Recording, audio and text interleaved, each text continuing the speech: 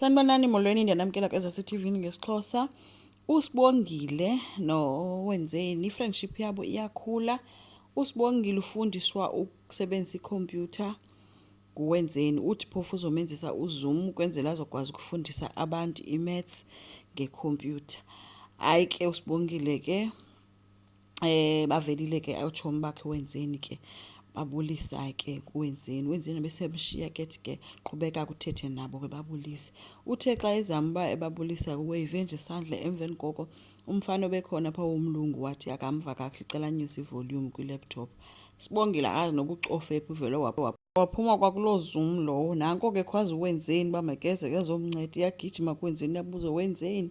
Uthi omnye hayi mna bendithe umfana omlungu uthi akangizwa kahle icela ndinyusa ivolume. Ndanyusa ivolume andiyazi benyuswa apho ndacofa. So uWenzeni uyambuza ke wena uthe ba esikolweni sakho zange nayisebenzisa nje i-laptop. Uthi Sibongile ayasikwazi sisebenzise azange ndayisebenzisa kwamna oko ndabakhona empilweni yami i-laptop ndiyaqala nokuyithinta. Wathi ke Wenzeni uzomfundisa ke kuyisebenzisa kuba yenziwa kanjani. Baye bafundisana ke Sibongile ke buza into yoba kutheni i-alphabets ziqaqelene nje apha kule khompyutha. Waqala ngomfundisa ke uba makatayipe igama lakhe ke waphinda wathi ke makatsho elinye ke. So elesibini elilandela ibile likatatakhe ke excited ke emcofisa ke noma bepenika ke yena akayi-understand yonke lento, but ke i-relationship yabo ngoku imnandi bayafundisana. UNeli ke uye wawumnika ke ukwenzo i-laptop apho umbuze khona ke ukwenza into yoba uyithathe le laptop watsho ukuba ndiyifumene phaa kwenye yekhabhathi. Wathi ke ukwenza bendijonge kuzo zonke eza khabhathi utshilo kuNeli into yoba no inoba umntu obeyithathile uphinde wadicide into yoba makayibuyise. Wabulela ke ukwenzo wabesembuza ngabantu bakwabo uba bayaphila na. Watsho ke omnye uba barayithi wabesesithi ke uSibongile umvule amehlo ngobomi babantu abangabasebenzi. Wabesesithi ke uyabonga ngayo yonke into amenzele yona watsho wamhaka. Kodwa uNeli yena ihug le bengayijonganga uba izawuba ihug nje becinga uba iza kuqala apha emlonyeni ibe seba ihug. Ngoku kwenza iyahaga yena akamcingelanga nto uNeli uba une-crush ngakuye.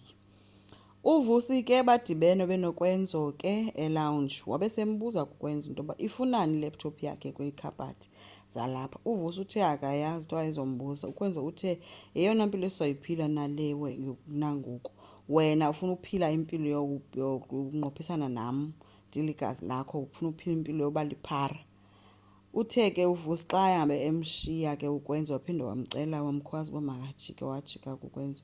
Wabesesitsho into yoba hayi uyaxolisa nguye nyhani owayithatha i-laptop nama-designs wakhe ethi uyayazi mos ubana ndingeke ndiyiwine laa nto and utata bengeke ndivele andiwinise noba besekuthiwa ndiyathanda.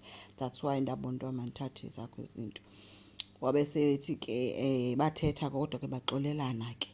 Ethi ke ukwenza ngcono ke siyihambe soyithetha nakwifemeli yonke le nto etafuleni sicela unomfundo siphekele idina nje emnandi sihlale phasi sonke. So baye barayithi ke.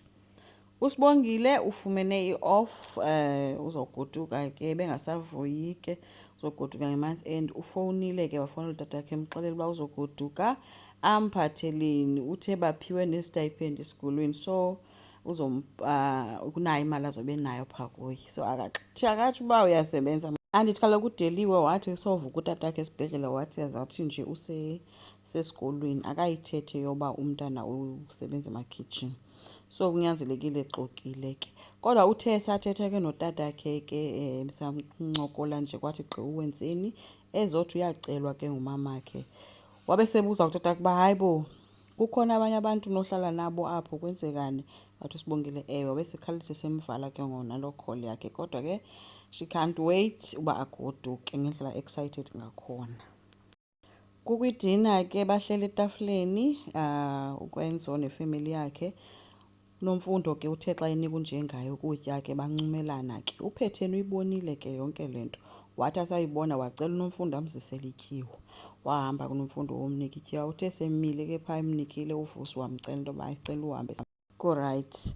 So wahamba ke uthe asawusithela ke wabeseqala ke uvusi ke esitsho into wakhona into afuna ukuyitsho kodwa kuthe engekathethi kwabe sekubuzwa njengaye hayibo umakoti yena uphi kaloku nenkosikazi funeka ungayilibali loo nto leya izinto ezithethwayo funeka zithethe unkosikazi wakhe khona wathiwa hayi noba kekho kwatsho uphethini noba kekho unkosikazi makathethe le nto afuna uyithetha uvusi njengangoku wabe sesitsho into yoba hayi thina sobayi-2 nokwenzo sithethile or nokwenzo besitsho kuqala kuba sixolelene right siyavana hayi ke nokwenzeni nobevuya ke thi ndiyavuya xa ngaba ii-brothers zam zivana simnandi kungabe kuphinde kube kuthethwa ngento yebhizinesi apha ngoba iyaxabanisa so baxolelene ke bathethile etafileni kwa-right kuthe kusemnandi kunjalo besatya wathi gqi unkosikazi kavusi wangena ethi hi family uthe babejongana akakho mntu uye wathetha nto ke komnye kwavusi bebonakalisa ukudikwa nje inkosikazi yakhe asazi ke noba bazoyiqonda uba ikhona ingxaki na enkosi ngicela siqhubeke subscribe silike ezingakhomenta futhi bye